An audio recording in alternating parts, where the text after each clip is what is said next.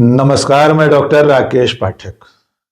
दोस्तों, आप जानते हैं कि राहुल गांधी केंद्रीय चुनाव आयोग पर बड़े बड़े आरोप लगा रहे हैं। वो चोरी जैसा खुलासा करके राहुल गांधी ने चुनाव आयोग को हैरान परेशान कर रखा है। आयोग को बचाने के लिए पूरी केंद्र सरकार, सत्ता में बैठी भारतीय जनता पार्टी और उसके समर्थक लगातार मैदान में डटे रहते हैं। लेकिन अब की बार 272 भूतपूर्व नौकरशाहों को चुनाव आयोग की लाज बचाने के लिए उतारा गया है। इन 272 भूतपूर्व नौकरशाहों, भूतपूर्व जजों, भूतपूर्व सेना अधिकारियों और भूतपूर्व राजनयिकों ने राहुल गांधी को एक खुला खत लिखा था। इस खत में, इस चिट्ठी में राहुल गांधी पर इन अधिकारियों ने यह आरोप लगाया कि वे चुनाव आयोग जैसी पवित्र संस्था को बदनाम कर रहे हैं। उस पर आरोप लगाकर वे एक संवैधानिक संस्था का अपमान कर रहे हैं। राहुल गांधी के आरोपों को इन अफसरों ने जहरीला बयान तक कहा है। लेकिन यह दांव इन सब पर उल्टा पड़ गया है, क्योंकि अब चिट्ठी लिखने वाले इन नौकरशाहों का कच्चा चिट्ठा खुलकर सामने आने लगा है। इन नौकरशाहों, भूतपूर्व जजों, पूर्व सेना अधिकारियों और राजनयिकों में कई ऐसे हैं जिन पर बड़े बड़े आरोप लगते रहे हैं। इन दागदार हस्तियों में एक आध तो ऐसे हैं जो सिरे से लंपट और छिछोरे दिखाई दे रहे हैं। सोशल मीडिया पर उनकी कारस्तानियां सामने आने के बाद इनमें से बहुतों को मुंह छुपाने की जगह नहीं मिल रही है। राहुल गांधी को चिट्ठी लिखने वाले इन भूतपूर्व नौकरशाहों में से कई की कलई खुल चुकी है। इनके कच्चे चिट्ठे सोशल मीडिया पर वायरल हैं। कांग्रेस पार्टी से लेकर तमाम स्वतंत्र पत्रकारों ने इनके पुराने कारनामे सामने लाकर रख दिए हैं। इनमें कई ऐसे हैं जिन पर अपने सेवा काल में गंभीर अनियमितताओं के आरोप लगे थे। इनमें से कुछ पर इनकम टैक्स का छापा पड़ चुका है और उन छापों में करोड़ों रुपए की नकदी और बेहिसाब संपत्तियां मिली थीं। कुछ ऐसे हैं जिन्हें अपने पद से हटाया गया था और एक सज्जन तो ऐसे हैं जो सोशल मीडिया पर लड़कियों की तस्वीरों पर अश्लील कमेंट करने के लिए विख्यात हो गए हैं। तो शुरुआत इसी अधिकारी से करते हैं जिसकी तस्वीरें इस वक्त सोशल मीडिया पर सबसे ज्यादा तैर रही हैं। इस अधिकारी का नाम है योगेश गुप्ता। भारतीय विदेश सेवा के अधिकारी योगेश गुप्ता अपनी लंबी सेवा में पाकिस्तान, डेनमार्क, इटली, अमेरिका जैसे देशों में राजदूत और उच्चायुक्त रहे हैं। सेवानिवृत्त होने के बाद योगेश गुप्ता सिर्फ 2 कामों में व्यस्त हैं। पहला काम है प्रधानमंत्री नरेंद्र मोदी के कसीदे काढ़ना। दिन रात अपने सोशल मीडिया प्रोफाइल्स पर नरेंद्र मोदी की तारीफ में पोस्ट लिखना। लेकिन उससे भी ज्यादा जरूरी काम जो योगेश गुप्ता कर रहे थे वो था सोशल मीडिया पर लड़कियों की तस्वीरों पर अश्लील कमेंट करने का। यद्यपि योगेश गुप्ता की करतूतों का खुलासा होने के बाद वे अपने एक्स अकाउंट को बंद करके भाग खड़े हुए हैं, लेकिन वे तस्वीरें तो अब भी मौजूद हैं। हम आपको स्क्रीन पर दिखा रहे हैं कि योगेश गुप्ता किस तरह की सोशल मीडिया प्रोफाइल मेंटेन कर रहे थे। आप जानते हैं कि एक्स पर कई ऐसे प्रोफाइल होते हैं जिनमें युवतियों की तस्वीरें होती हैं। कुछ प्रोफाइल फेक भी होते हैं, लेकिन वे लगातार लाइक्स और कमेंट के लिए सक्रिय रहते हैं। योगेश गुप्ता इस उम्र में भी एक्स पर ढूंढ ढूंढ कर ऐसी तस्वीरों पर कमेंट करने के आदी रहे हैं। चंद तस्वीरों पर उनके कमेंट आपको पढ़कर सुना देते हैं। एक प्रोफाइल है अन्नू सिंह नाम का। इसमें अन्नू सिंह ने अपनी तस्वीर पोस्ट की, ऊपर कैप्शन लिखा, खत्म न होगी मेरे इश्क की कहानी। योगेश गुप्ता रीट्वीट करते हुए लिखते हैं, हम भी साथ हैं, फिक्र न कर दीवानी। एक और तस्वीर है किसी युवती की, उस पर इतना अश्लील कमेंट है कि हम आपको पढ़कर भी नहीं सुना सकते। इस तरह के द्व्यर्थी संवादों वाले कमेंट योगेश गुप्ता दिन रात अपने एक्स प्रोफाइल पर करते रहे हैं। ये तस्वीरें इस वक्त फेसबुक से लेकर सोशल मीडिया के हर प्लेटफॉर्म पर मौजूद हैं। तो आप अंदाजा लगा सकते हैं कि जो योगेश गुप्ता वर्षों तक विदेश सेवा में रहे, जो योगेश गुप्ता बड़े बड़े देशों में राजदूत और उच्चायुक्त रहे, वे इस वक्त चुनाव आयोग को बचाने के लिए नेता प्रतिपक्ष राहुल गांधी को चिट्ठी लिखने वालों में शामिल हैं और उनकी खुद की प्रोफाइल अश्लील कमेंट से भरी हुई है। हैरानी की बात यह है कि कल तक योगेश गुप्ता के एक्स प्रोफाइल पर ये सारे कमेंट और तस्वीरें मौजूद थीं। इसके बावजूद इन्हीं योगेश गुप्ता को गोदी मीडिया के चैनल अंतर्राष्ट्रीय विषयों की डिबेट में विशेषज्ञ के रूप में बुलाया करते थे। उन चैनलों की तस्वीरें भी हम स्क्रीन पर आपको दिखा रहे हैं। राहुल गांधी को लिखी चिट्ठी में 16 जज साहिबान भी शामिल थे। इन जजों में सबसे पहले नंबर पर जिसने दस्तखत किए हैं उनका नाम है आदर्श कुमार गोयल, सुप्रीम कोर्ट के सेवानिवृत्त न्यायमूर्ति आदर्श कुमार गोयल। आदर्श कुमार गोयल के बारे में जो जानकारी सामने आई है उसके मुताबिक आदर्श कुमार गोयल पंजाब हरियाणा हाई कोर्ट में वकालत करते थे। सन 2020-21 में तत्कालीन अटल बिहारी वाजपेयी सरकार ने इन्हें पंजाब हरियाणा हाई कोर्ट में जज बनाने की प्रक्रिया शुरू की। इस प्रक्रिया के लिए विधि मंत्रालय ने इंटेलिजेंस ब्यूरो से रिपोर्ट तलब की, लेकिन इंटेलिजेंस ब्यूरो ने इस आधार पर आदर्श कुमार गोयल के बारे में प्रतिकूल राय दी कि आदर्श कुमार गोयल राष्ट्रीय स्वयंसेवक संघ के एक संगठन अखिल भारतीय अधिवक्ता परिषद से जुड़े हुए हैं।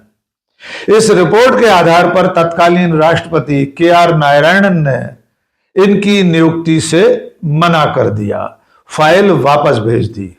लेकिन तत्कालीन कानून मंत्री अरुण जेटली ने एक बार फिर इनके पक्ष में सिफारिश की और IB की रिपोर्ट को खारिज करते हुए आदर्श कुमार गोयल की नियुक्ति का प्रस्ताव दोबारा कोलेजियम के जरिए राष्ट्रपति तक पहुंचा और अंततः अटल बिहारी वाजपेयी की सरकार में आदर्श कुमार गोयल हाई कोर्ट जज बन गए।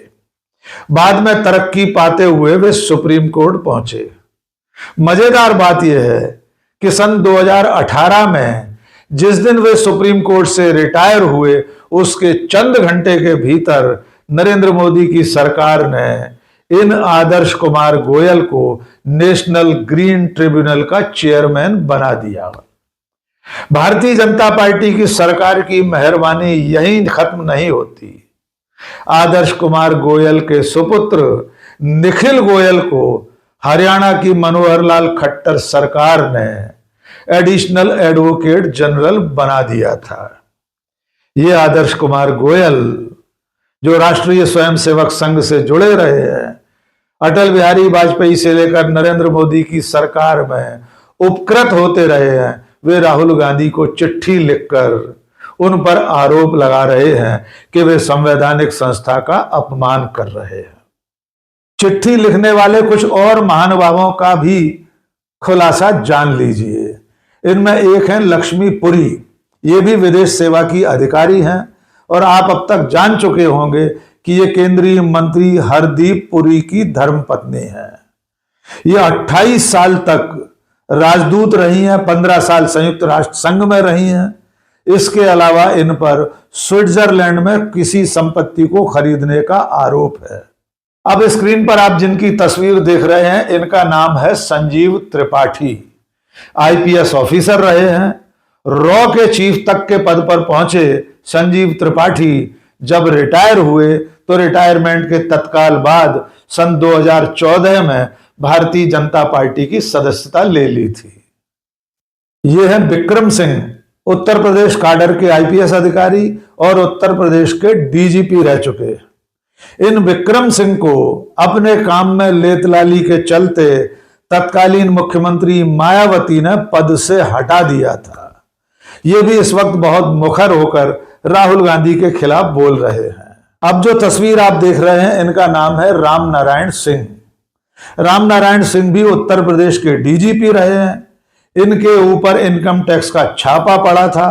3 करोड़ रुपए से ज्यादा की नकदी मिली थी। चिट्ठी लिखने वालों में और जो लोग हैं, उनके नाम और उनके कारनामे भी क्रमशः सुनते जाइए। जस्टिस एसएन ढींगरा, इन पर आरोप है कि जब इन्हें कोर्ट के द्वारा पर्यवेक्षक नियुक्त किया गया था, तब इन्होंने पद का दुरुपयोग किया था, जिसे क्विड प्रो को कहा जाता है। इसके अलावा हैं दीपक सिंघल, ये उत्तर प्रदेश के भूतपूर्व चीफ सेक्रेटरी हैं। 1500 करोड़ के गोमती रिवर फ्रंट घोटाले के आरोपी हैं। एलवी सुब्रमण्यम, ये आंध्र प्रदेश के भूतपूर्व चीफ सेक्रेटरी हैं। इनके ऊपर रियल एस्टेट घोटाले का आरोप है। ए.के. मोनप्पा, ये भूतपूर्व सचिव हैं कर्नाटक सरकार के। इनके ऊपर केपीएससी परीक्षा घोटाला और बीडीए म्यूचुअल फंड घोटाले का आरोप रहा है। एक है रमेश झालकी, ये पूर्व प्रधान सचिव हैं कर्नाटक के। इनके ऊपर भी आय से अधिक संपत्ति का आरोप रहा है। चिट्ठी लिखने वालों में सेना के अधिकारी भी शामिल हैं। अब इनमें से कौन कौन कहां कहां जुड़ा है, ये भी जान लीजिए। एक है लेफ्टिनेंट जनरल वी.के. चतुर्वेदी, इस वक्त ये एसबीआई के डिफेंस बैंकिंग एडवाइजर हैं। इसके अलावा तीर्थंकर महावीर यूनिवर्सिटी में लीडरशिप टॉक्स रिलायंस इंडस्ट्रीज के पूर्व डायरेक्टर हैं। दूसरे हैं लेफ्टिनेंट जनरल डी.पी. वत्स, ये वर्तमान में भारतीय जनता पार्टी के सदस्य हैं। एक है मेजर जनरल ध्रुव कटोच, वर्तमान में ये इंडिया फाउंडेशन के डायरेक्टर हैं। इंडिया फाउंडेशन बीजेपी और आरएसएस से जुड़ी हुई संस्था है। एक सज्जन है मेजर जनरल पी.सी. खरबंदा, ये भी सेवानिवृत्त होने के बाद विधिवत भारतीय जनता पार्टी में शामिल हो गए हैं। और अब जो तस्वीर आप देख रहे हैं, ये मध्य प्रदेश के रिटायर्ड आईएएस अधिकारी बी राजगोपाल नायडू की है। बी राजगोपाल नायडू पर अपने कार्यकाल में तमाम गंभीर आर्थिक अनियमितताओं के आरोप लगते रहे हैं।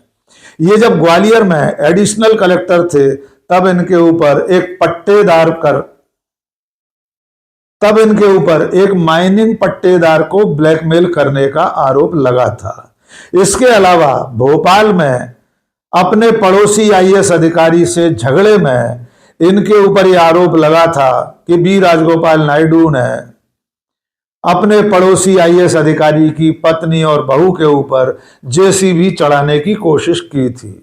कुछ और नाम हैं जिन्होंने सेवानिवृत्त होने के बाद भारतीय जनता पार्टी की सदस्यता ले ली है। इनके नाम है justice P N. Ravindran, Iyer Krishnan Rao, former chief secretary Andhra Pradesh, Basavati Mukherjee, former ambassador, T P. Sen Kumar, भूतपूर्व DGP Kerala, Nirmal Kaur, former DGP Jharkhand, B H. Anil Kumar, former chief secretary Karnataka, Bhaskar Rao, भूतपूर्व एडिशनल डीजीपी। चिट्ठी लिखने वालों में कई ऐसे आला अधिकारी हैं जो सेवानिवृत्त होने के बाद संघ से जुड़ी हुई संस्थाओं से संबद्ध हो गए हैं।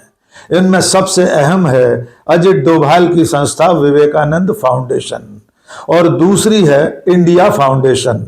जो लोग इन संस्थाओं से जुड़ गए उनके नाम भी जान लीजिए। प्रभात शुक्ला, भूतपूर्व राजदूत, अनिल त्रिगुणायत, भूतपूर्व राजदूत, अशोक मित्तल, भूतपूर्व इनकम टैक्स कमिश्नर। इनमें से शुरुआती 2 लोग विवेकानंद फाउंडेशन से जुड़े हैं। अशोक मित्तल इंडिया फाउंडेशन से संबद्ध हैं। इसके अलावा वीरेंद्र गुप्ता, ये भी भूतपूर्व राजनयिक हैं, राजदूत रहे हैं। ये इस वक्त आरएसएस से जुड़ी हुई संस्था अंतरराष्ट्रीय सहयोग परिषद से संबद्ध हैं। इसके अलावा जस्टिस हेमंत गुप्ता हैं, जो विश्व हिंदू परिषद में आजकल काम कर रहे हैं। तो इस तरह राहुल गांधी को चिट्ठी लिखने वाले 272 भूतपूर्व आला अधिकारियों, जजों, सेना अधिकारियों और राजदूतों के कच्चे चिट्ठे खुलना शुरू हो गए हैं। ये वे अधिकारी हैं जिन्होंने पिछले 10 साल में तमाम संवैधानिक संस्थाओं के पतन पर एक शब्द न लिखा न बोला था, और अब जब नेता प्रतिपक्ष राहुल गांधी चुनाव आयोग की गड़बड़ियों को सामने ला रहे हैं तो ये समवेत स्वर में राहुल गांधी के खिलाफ आकर राग अलाप रहे हैं। ये लोग चिट्ठी लिखकर राहुल गांधी पर आरोप लगा रहे हैं कि राहुल गांधी संवैधानिक संस्था का अपमान कर रहे हैं। तो इंतजार कीजिए, आने वाले दिनों में इनमें से कुछ और लोगों के बड़े खुलासे हो सकते हैं। जब जब जिस अधिकारी का खुलासा होगा हम आप तक जरूर पहुंचाएंगे। आज के इस वीडियो में बस इतना ही। बहुत बहुत शुक्रिया। जय हिंद।